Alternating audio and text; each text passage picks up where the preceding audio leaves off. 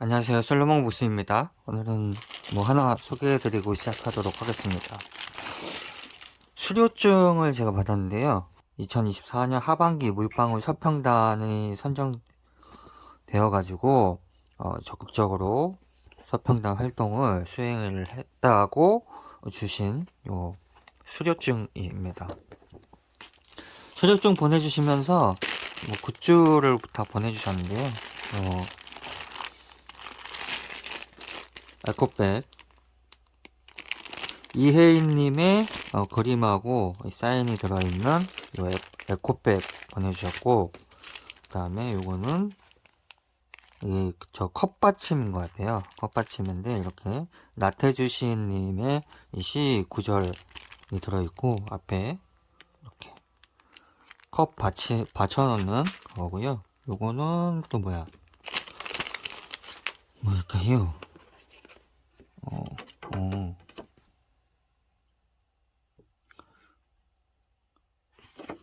뭐 그림과 메시지가 들어있는 요 병풍 같은. 다음은 요거는 뭐 스티커 같고요. 요거는 책갈피인 것 같고, 요 하나가 이게 제일 좋은 서평단 때문에 받은 그런 것 같습니다. 이렇게 펜인데요. 여기다가 펜인데 이렇게 물방울 서평단 해가지고 제 이름 새겨가지고 특이하게 이렇게 볼이 이렇게 달려가지고 이런 거 이렇게 꽂기에 편하게. 아무튼 6개월 동안 그래도 서평을 써가지고 이런 선물하고 수료증을 좀 받게 되었습니다.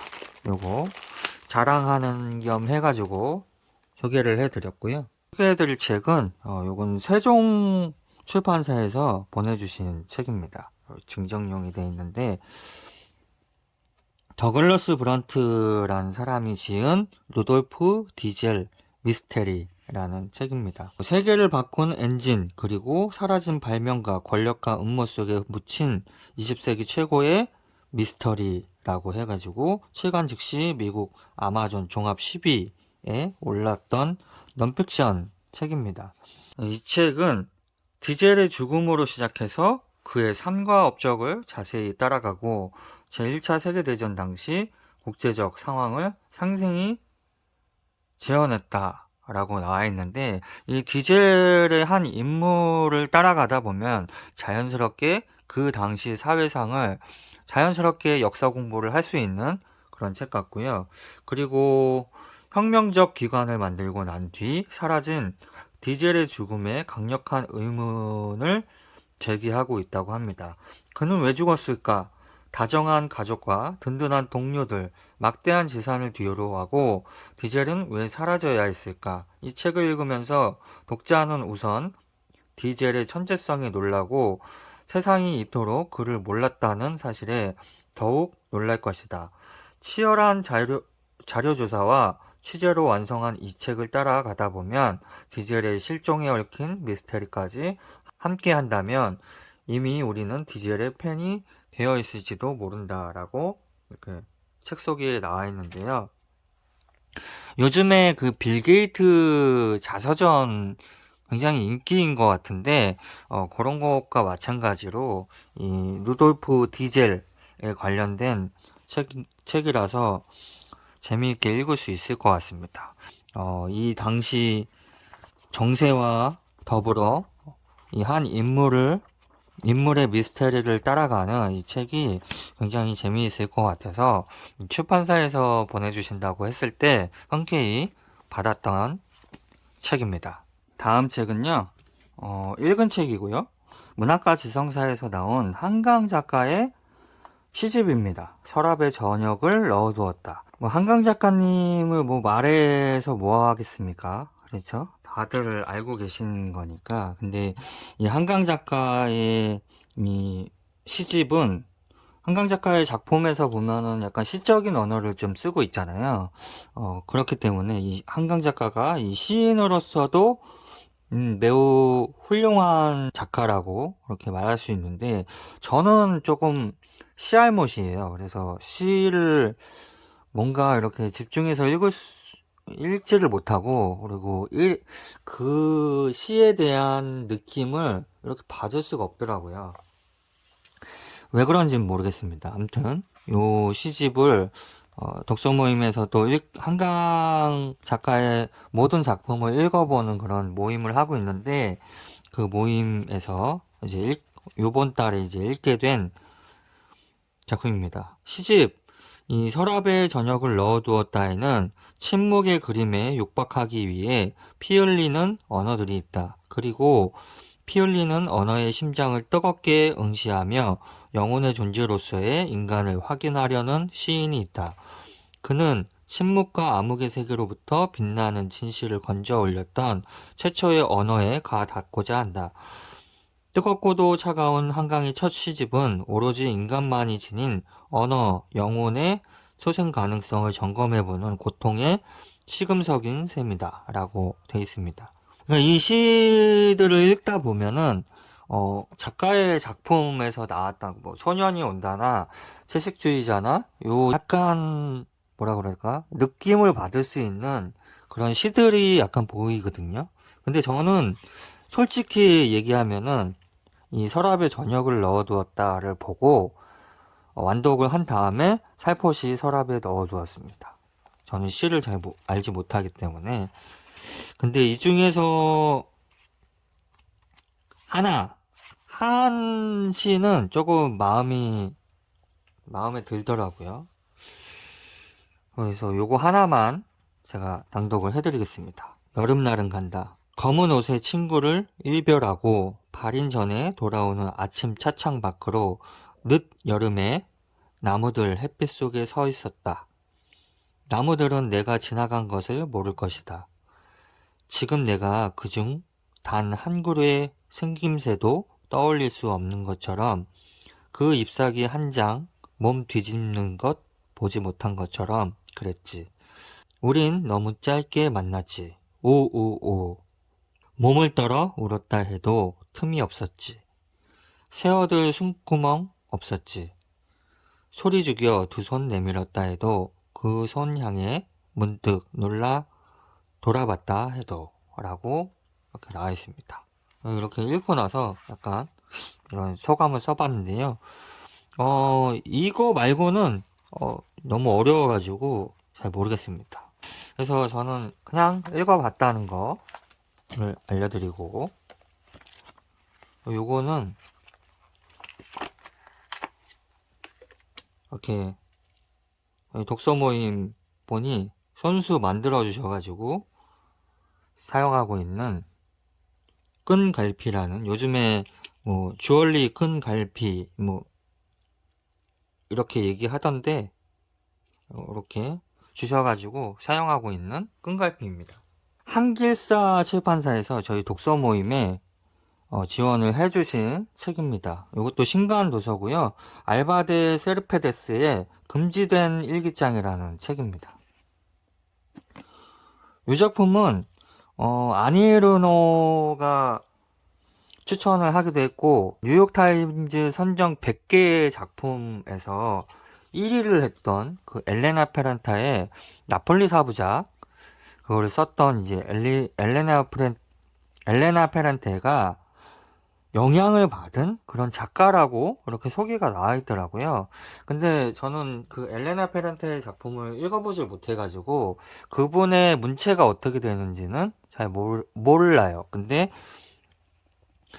그 유명한 작가의 영향을 주었던 작품이라고 하니까, 그래서 흔쾌히 좀 지원을 해주신다고 그래가지고 받았던 책이고요.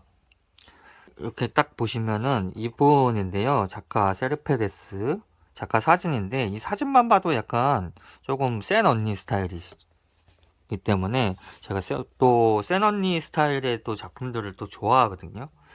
근데 이분의 이력이 조금 특이합니다. 뭐 페미니스트 작가이시기도 하고요. 그 이분의 이력 중에서 1935년 반파시스트 운동 활동을 하셔가지고 또 투옥 생활을 한 2번이나 투옥을 했다고 하고요. 요 작가의 다른 작품들도 금서로 지정되기도 했다고 합니다. 이탈리아 안에서. 이분의 할아버지, 이분의 할아버지가 이 쿠바 독립운동의 선구자이셨다고 하고 쿠바의 초대 대통령이셨다고 합니다. 읽으면서 이렇게 또 뭔가 궁금한 거는 이렇게 다 써놨는데 보면은 제가 줄친 부분도 굉장히 많습니다. 이 작품이 1950년대를 배경으로 하고 있고 43살의 발레리아라는 이야기를 담은 일기장입니다. 그래서 1950년대 11월 26일부터 시작하는 일기가 이제 시작이 되는데 이 주인공 발레리아가 우연히 상점에 갔다가 이 당시에 뭐 물건을 구매할 수 있는 것들이 한정이 되어 있었어요. 그래서 상점에 갔는데 마음에 드는 노트를 발견을 했는데 그 요일에는 이런 노트 같은 거를 살 수 없는 그런 요일이었었는데 몰래 이 노트를 구매를 해서 집에 와서 이제 가족들 몰래 일기를 써 내려갑니다. 가족들이 이 일기장을 보지 못하게 매번 집안의 곳곳에 이제 다니면서 숨기고 다녀요.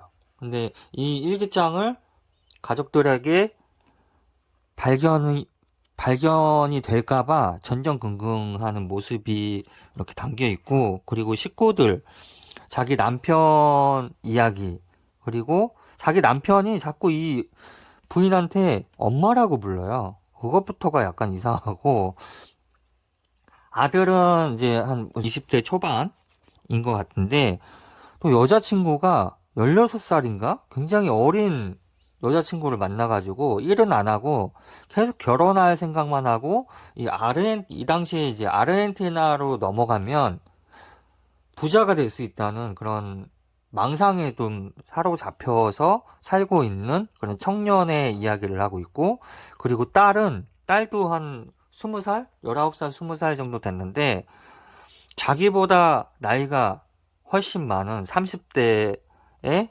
부자 변호사를 이제 만납니다. 그래서 이 일기장에다가 이제 담아놨고, 이제 본인도 이제 중후반 가면은 본인도 일을 하고 있는데 그 일하는 곳에 사장이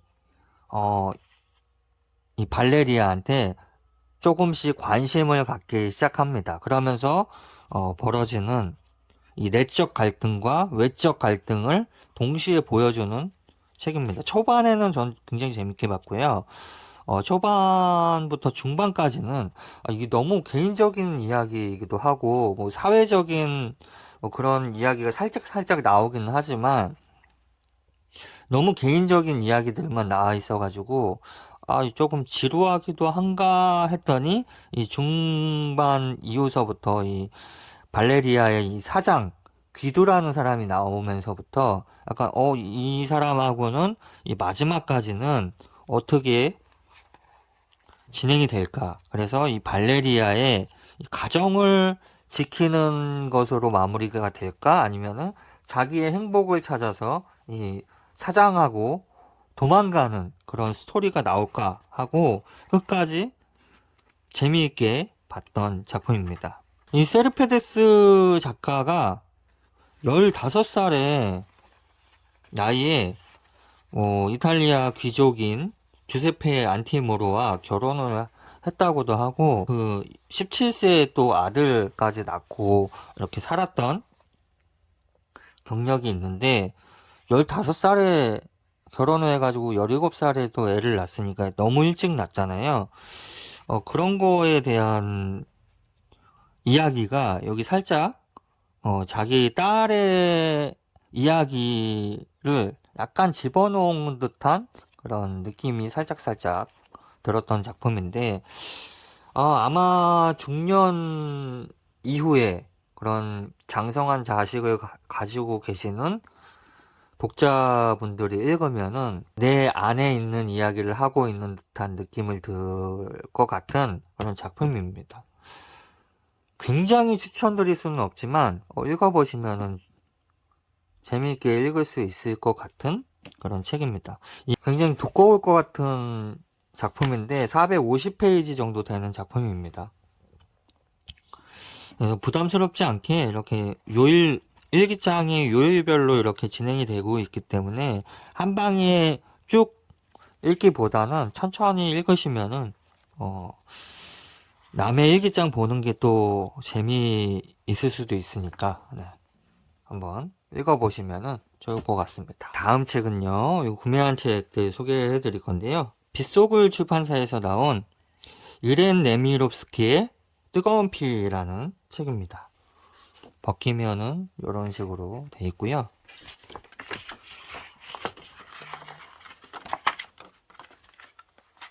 그동안에 제가 빗속을 출판사 페이지 터너 시리즈를 슈테판 츠바이크의 우체국 아가씨를 봤고, 그 다음에는 미시마 유키오의 그 사랑의 갈증이라는 책을 봤거든요. 정말 페이지 순삭합니다. 이거 그냥 앉은 자리에서 끊을 수 없을 정도로 이렇게 읽을 수 있는 책들을 모아놓은 책이더라고요. 근데 그래서 이 페이지 터너스 시리즈 책들을 좀 다 보려고 지금 하고 있고요. 그래서 두 가지 책을 봤기 때문에 구매한 책이고, 요거는 요 분이 쓰신 이렌 네미롭스키이신 분이 쓰신 책입니다. 요게 이제 그분 사진이고요. 1903년생이시고 유대인 집안에서 태어나신 부유한 집에서 사셨던 작가이시고, 1917년 볼셰비키 혁명 이후 아버지의 목에 현상금이 걸리자 그때부터는 이제 도피 생활을 하면서 핀란드, 스웨덴 등지를 떠돌다가 이 파리에 또 정착을 하게 됩니다. 요것도 이분도 이제 프랑스로 건너가신 분이시고, 요분도 이제 프랑스에 건너가신 분이십니다. 이 젊은 시절부터 이제 작가로 활동을 하셔가지고 촉망받는 그런 작가 활동을 하신 것 같습니다. 1942년 7월 프랑스 경찰에 의해서 체포된 이분은 이제 강제 수용소로 보내졌고, 그곳에서 단 2주 만에 또 죽음을 맞이하셨다고 합니다. 고작 39살에 너무 일찍 돌아가신 그 유대인 사망 피해자이신 것 같습니다. 다음 책은요, 문학사상 출판사에서 나온 딕테라는 책이고, 차학경 님이 지으신 책입니다. 안쪽에는 이렇게 블랙 표지로 되어 있는 책이고요. 요분이시고, 차학경 님은 1951년생으로서 한국 전쟁 중이었던 그때 태어나셨습니다. 그리고 1962년에 11살 때 다시 미국으로 이주하셔서 샌프란시스코에서 거주를 하신 분이시고요. 여러 가지 활동을 하신 것 같아요. 프로듀서, 감독, 연기자, 비디오와 영화 작가, 공간 설치 예술가, 공연가, 출판 문학가라고 할 만큼 이 전방위적인 작품 활동을 하셨던 분이시고요. 또 프랑스에서도 공부를 하셨다고 합니다. 근데 이제 31살이었던 1982년에 불의의 죽음을 당하셨다고 하고요. 이 사진작가 리처드 반스와 결혼한 지 6개월 된 해에 그의 첫 딕테가 출간한 지 3일째 되던 날 사망을 하셨다고 합니다. 그러니까 이 책을 발표를 하고 3일 뒤에 사망을 하셨다고 합니다. 보면은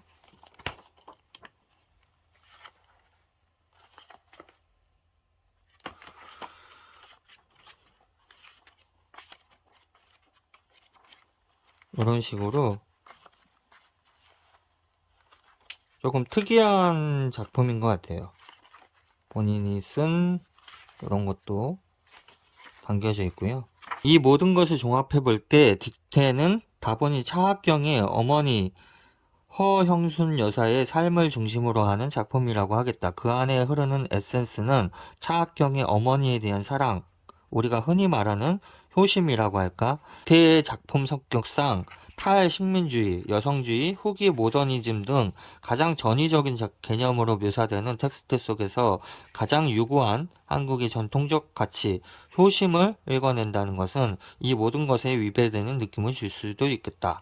그러나 적어도 이 독자에게는 그 효심이라는 것이 어떤 제도적 또는 윤리적 규범의 개념이 아니고 순수한 정신적, 영적 교감으로서 모성애와 그에 대한 상호적 정서가 거의 절대적인 하느님의 사랑에 버금가는 것이라고 했던 L.A. 프롬의 말을 다시 한번 음미하게 된다. 어머니에 대한 그런 이야기가 담겨 있는 것 같습니다. 조금 특이한 작품이라서 구매를 해봤습니다. 다음 책은요, 요거는 열림원 출판사에서 나온 프라다 슈베크의 세상 끝 작은 독서 모임이라는 책입니다. 표지가 아주 이쁜 책인데요. 요 분이시고요, 스웨덴에서 태어나셔서 이 스웨덴 작가로 활동하고 계시는, 요 작품은 스웨덴의 작은 마을을 배경으로 작은 독서 모임을 연 여성들의 이야기를 담았다고 합니다. 30여 년 전 스웨덴에서 수수께끼처럼 실종된 여동생에 대한 아픔을 마음 한구석에 묻어둔 채 살아가는 주인공 퍼트리샤가 어느 날 스웨덴에서 알 수 없는 누군가가 여동생의 목걸이가 담긴 봉투를 그녀에게 보내오고, 퍼트리샤는 어쩌면 여동생의 행방을 알 수 있을지도 모른다는 막연한 희망을 안고 낯선 땅 스웨덴으로 향하게 됩니다. 그곳에서 퍼트리샤는 그녀가 묵는 호텔 주인 모나가 친구들과 함께 여는 작은 독서 모임에 참여하게 되면서 펼쳐지는 이런 가슴 따뜻한 이야기를 담고 있는 책이라고 합니다. 약간은 추리와 접목된 힐링 소설이 아닐까 하는 작품입니다. 500페이지가 넘는 조금 방대한 분량인데, 유럽 작가들의 작품들은 굉장히 길게 보이지만 빨리 읽을 수 있는, 요것도 약간 페이지 터너 형식의 그런 작품으로 볼 수 있습니다.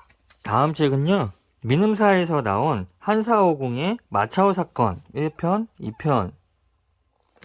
2편입니다.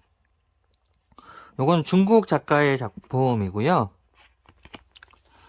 한사오공은 1953년생이시고요. 1996년에는 문화대혁명 시기를 실제 체험을 바탕으로 한 자전적인 소설 마차오 소설을 발표를 했다고 하고, 이는 심근 문학의 대표작으로 꼽힌다고 합니다. 격동기의 그 혁명기 시대에 지도에 없는 작은 마을 마차오에서 일어난 새로운 말, 새로운 세계, 삶과 죽음, 길흉화복에 대한 놀랍고 독특한 해석으로 가득한 이 사전적 소설이라고 이렇게 소개가 나와 있고, 저도 심근문학이라는 건 조금 처음 들었는데, 이 심근문학이라는 게 향토색 짙은 고향의 풍속과 풍습, 전설 따위에서 소재를 찾아서 작품화한 중국의 현대소설 장르라고 합니다.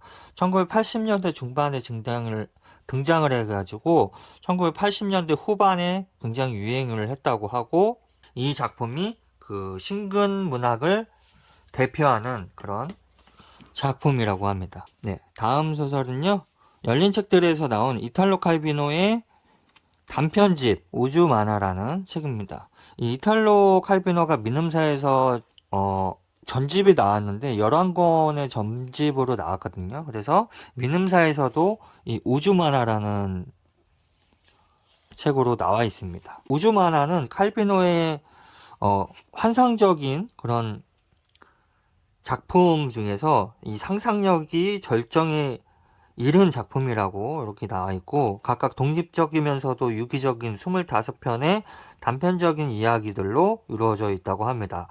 독자들은 이 책에서 시공을 초월한 우주의 모든 물질이라고 할 수 있는 신비스러운 존재 크푸우푸크의 이야기를 통해서 태초의 신화 속으로 빠져들게 된다고 하고요.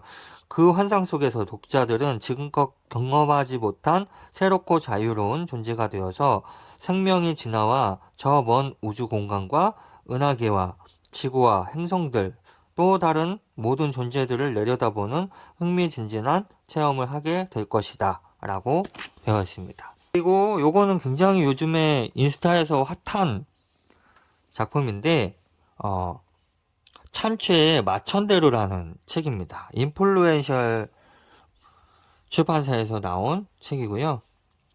드라마 마천대로의 원작 소설이라고 합니다.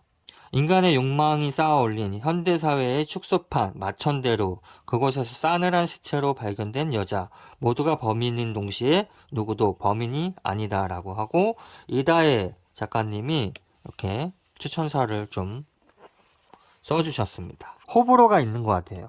유튜브나 인스타를 보면은 어떤 분은 굉장히 재밌었다고 하는데, 어떤 분은 조금 더 한 중반 이후서부터는 잘 읽히지가 않는다 라고 이렇게 후기가 조금 있는 걸로 봐서는 조금 호불호가 있는 작품인 것 같은데, 이 천최의 작품들이 조금 대부분이 그런 것 같아요. 조금 어렵기도 하고 호불호가 있는 그런 작품들이 있는 것 같습니다. 다음 책은요, 굉장히 이쁜 책인데요, 클레이 하우스라는 출판사에서 나온 온다리코의 스프링이라는 책입니다. 온다리코 데뷔 30주년 기념작이라고 하고요. 이 온다리코가 구상만 10년 정도를 했다고 해요. 최근에 또 쿨별과 천둥이라는 작품으로 굉장히 인기를 끌기도 했었는데, 온다리코는 너무나 유명한 작가이기 때문에 이렇게 사인도 굉장히 귀엽게 이렇게 사인을 하시는 분이신 것 같습니다. 이 작품은 2020년부터 연재를 시작한 스프링, 그러니까 연재 소설인 것 같아요. 6년 동안 클래식 발레의 세계를 탐구하다 이후 컨템퍼러리 무용으로까지 관심을 넓혀 구상부터 집필까지 10년 만에 탄생한 걸작이다.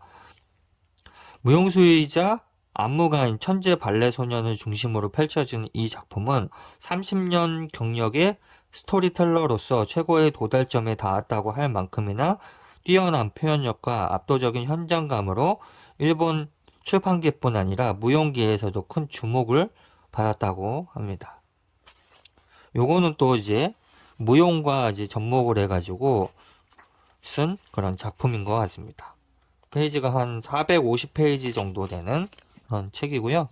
다음 책은요, 요것도 빗속을 출판사 그 페이지 터너 시리즈고요. 이사벨 아엔데의 비올레타라는 책입니다. 1973년에 살바도르 아엔데라는 대통령이 할아버지셨어요.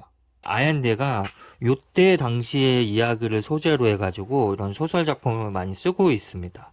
스페인 독감 팬데믹부터 코로나19 팬데믹까지 한 여자의 이야기이자 모든 여자의 이야기가 담긴 작품이라고 하고, 격동의 라틴 아메리카에서의 한 세기를 살아낸 비올레타의 파란만장한 사랑과 열정이 담긴 책이라고 합니다. 이것도 재미있게 볼 수 있을 것 같습니다. 다음 책은요, 요거는 바람북스라는 출판사에서 보내주신 책이고요.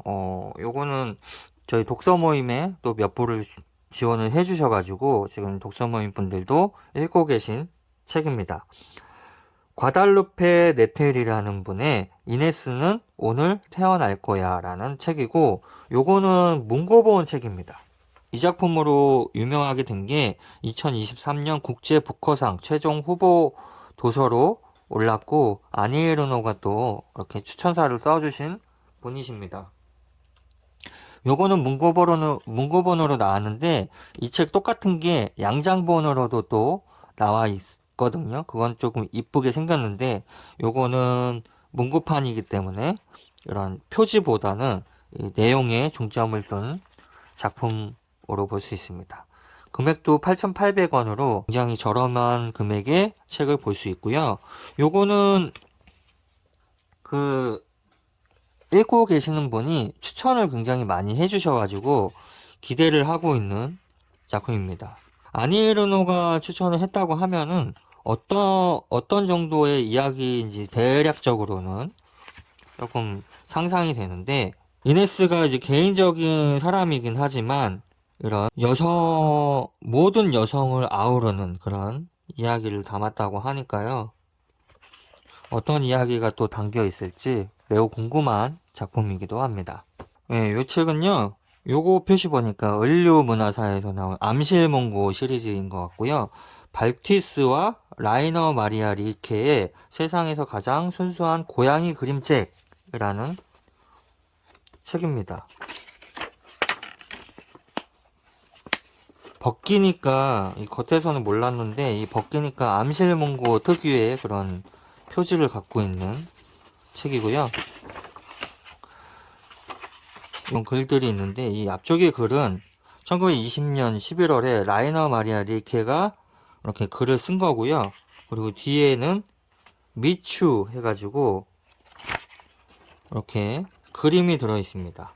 여기 일러두기에 보면은 여기 실린 그림의 크기는 오리지널 드로잉과 같다. 이 그림의 인쇄본은 두 가지로 나누어져 있다. 하나는 이 책의 초판 인쇄본을 이용한 판화형 이미지이고, 다른 하나는 발티스의 오리지널 잉크 드로잉을 그대로 이용한 이미지이자. 발티스 재단하고 협력을 통해서 낸 그런 책이라고 합니다. 조금 특이한 책이고, 제가 또 고양이를 기르고 있어가지고 관심이 갔던 책이라서 주문을 했습니다. 다음은 이제 마지막 책이고요. 요것도 이제 문고판 책이고요. 디자인 이음 출판사에서 나온 이음 문고 12번째 이반 투르케네프의 첫사랑이라는 아주 유명한 그런 작품을 구매를 했습니다. 글자가 조금 작기는 한데요. 뭐 읽는 데는 무리 없이 읽을 수 있는 책입니다. 이반 투르게네프는 뭐 러시아 작가인 톨스토이와 도스토예프스키를 어깨를 나란히 할 수 있을 정도의 그런 작가이기 때문에 그런 작가의 단편적인 소설인 대표작 첫사랑을 읽어보려고 주문을 했습니다.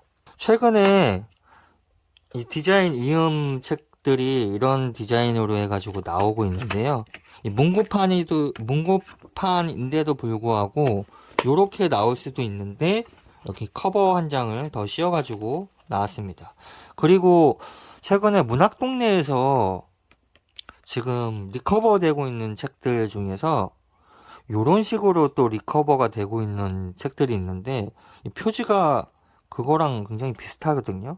근데 그거는 약간 요 디자인을 좀 따온 게 아닌가. 나중에 그 책 이제 주문하면은 이 디자인 이음책하고 약간 비교를 해가지고 찍어보는 영상을 한번 지금 생각으로만 그런 생각이 들어가지고 아무튼 야 좀 비켜볼래?